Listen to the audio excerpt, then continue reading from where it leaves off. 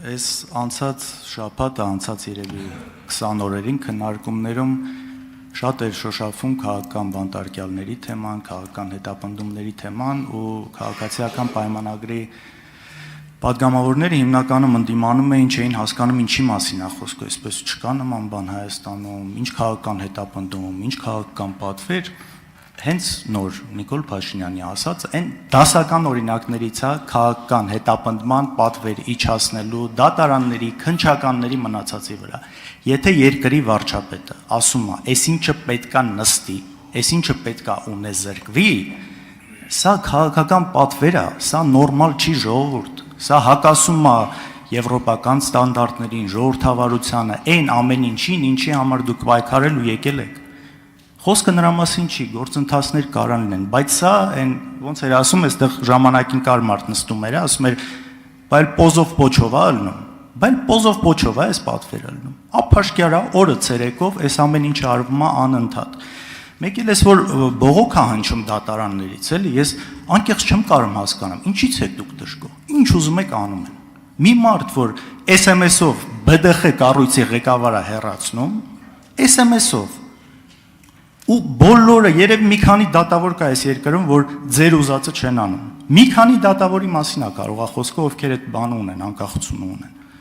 Ու լավ, ինչ է նշանակում, ժողովուրդը մեզնից ուզում է այս։ Ես հավատում եմ, բայց նաև դա ինչի է այտենց, որովհետև տարիներով այն եղած վատի վրա այնքան մեծ դոզա սուտ եք ավելացրել, բայց ձեզնից էլ պահանջում են։ Իսկ մեզնից գիտեք ինչ են պահանջում։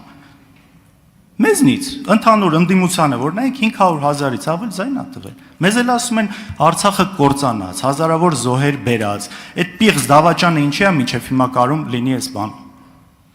Մեզնից էլ այդ են պահանջում, բայց ժողովրդավարությունը հենց այդ է, դատական համակարգի անկախությունը հենց այդ է, երբ որ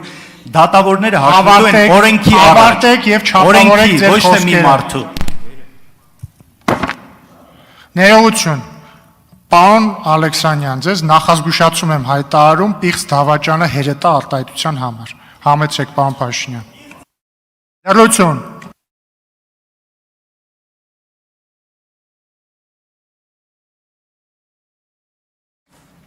Ինչ գիտեի ոնց է աշխատում, համեցեք։ Մեկ։ Ես առաջարկում եմ, եկեք քաղաքական էմոցիան, ճաշակները, գնահատականները թողենք մի կողմ։ Դա վերջո ես ուզում եմ հասկացեք, ասում եք ժողովրդավարություն, օրինականություն, եւ էլ ինչ տերմիններ օգտագործեցիք, բոլոր տերմինները չկարողանալով մեջբերել եւ հիշատակել, հղում անելով այդ բոլոր տերմինների վրա։ Եկեք բոլոր էմոցիաները դնենք մի կողմ։ Դուք ինչ եք միլիոնատեր։ Դուք ինչի հաշվին եք միլիոնատեր։ Ձեր ընտանիքը ինչի հաշվին եք միլիոնատեր։ Գնում ես հյուսիս, ձերն է, քաղաքի հյուսիս։ Գնում ես հարավ, ձերն է։ Գնում ես արևմուտք, ձերն է։ Գնում ես արևելք, ինչի հաշվին եք դուք միլիոնա։ Լավ, ամեն ինչ դնենք մի կողմ։ Դրա բացատրությունը դուք կարաք տաք։ Դուք 10 տարի եղել եք իշխանություն, ես էլ արդեն 8 տարուց ավել վարչապետ եմ։ Ես ինչի միլիոնատեր չեմ, դուք ինչի եք միլիոնատեր։ Բացատրեք ինչի եք միլիոնատեր։ Այդ ունեցվածքը որտե է ձեզ, լավ, ամեն ինչ դնենք մի կողմ, դատարաններ, ամեն ինչը, դուք ոնց եք միլիոնատեր։ Ու դուք ուզում եք ասեք, որ դուք պետք է Հայաստանի Հանրապետությունում տենց շարունակեք մնաք միլիոնատեր, ամենայն բանով Աստված բոլոր երեխեքին տա առողջություն, երկար կյանք, կրթություն, հաջողություն, բախտ, երջանկություն, հորով մորով մեծանան բոլորը։ Բայց դուք ուզում եք ասեք, որ ձեր միլիոնները պիտի ժառանգեք ձեր երեխաներին, ձեր երեխաներն էլ իրենց երեխաներին։ Ես ձեզ կներեք ուղիղ ասում եմ, որ չի լինելու այդ բանը։ Չի լինելու այդ բանը։ Հիմա ոնց ուզում եք մեկնաբանեք։ Եվ դա ինձ համար քաղաքական խնդիր է, ոչ թե անձնապես, հասկանում եք, անձնապեսի մեջ չի։ Իմ խնդիրը այն չի, որ ինչ որ մեկը միլիոնատեր է։ Իմ խնդիրը այն է, որ ինչ որ մեկը միլիոնատեր է մեր ժողովրդի հաշվին։ Իմ խնդիրը մենակ է դա։ Եվ դուք տարբերակ չունեք, հասկանում եք, սա անձնական, անձնավորված հարց չի։ Դուք պետք է հատիկ ամեն ինչը պետքա վերադարձվի Հայաստանի Հանրապետությանը։ Եվ այո, դա իմ քաղաքական առաքելությունն է, պահանջն է եւ պարտավորությունն է, որ ես ստանձնել եմ ժողովրդի առաջ։ Էլի եմ ասում, անձնավորված չի։ Ոչ մի պիտակ, ոչ մի բան մաղդիր չեմ օգտագործում։ Բայց տարբերակ չկա։ Արձագանք։ Տեսեք, թե ինչը ում պետք է վերադարձվի, ժողովրդավարական երկրում պիտի որոշի դատարանը, ոչ թե երկրի առաջին դեմքը փաստացի։ Այն ինչ դուք ասում եք, հակասում է այս ամեն ինչին, շատ պարզ միտք եմ ասում։ Համոզված եմ, այստեղ շատերը կիսեն այդ միտքը։ Երբ որ դուք կանգնում եք երկրի ամենաբարձր ամբիոնում ու ասում եք դու չես կարող ժառանգես կամ բան, ու զուգահեռ գործ կա դատարանում,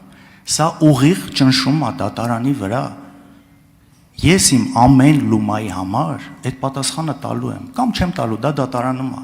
բայց դուք այստեղ դրա մասին խոսալով խախտում եք ամենահիմնարար սկզբունքը, այս ամեն ինչի,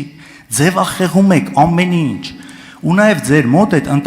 ընտրողաբար մոտեցումը, ձեր մոտ կա էլ նախկին, էլ մարզպետ ներկանում հետ կապված այնքան հոդվածներ եք գրել ժամանակին, բայց հիմա ձեր մոտ են ու իրանց հետ կապված դուք խնդիր չունեք։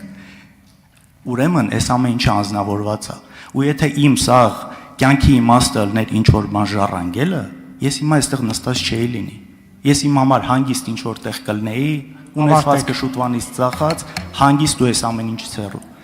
Էնպես որ դա չի այս ամեն ինչի մեջ մոտիվացիան լինելու։ Իսկ ձեր արածը հետագայում ինձ թվում է քրեական վարույթների շատ բան նյութ է դառնալու այս պահվածքու։ Պարոն Քոչյան, ավարտեք։ Գիտեք, քանի որ այդ հատվածի հետ խոսակցությունը սկսեց հոգևոր թեմայից, ձեր հարցին էլ անդրադառնամ նույն տրամաբանությամբ։ Նոր կտակարանը ասում է,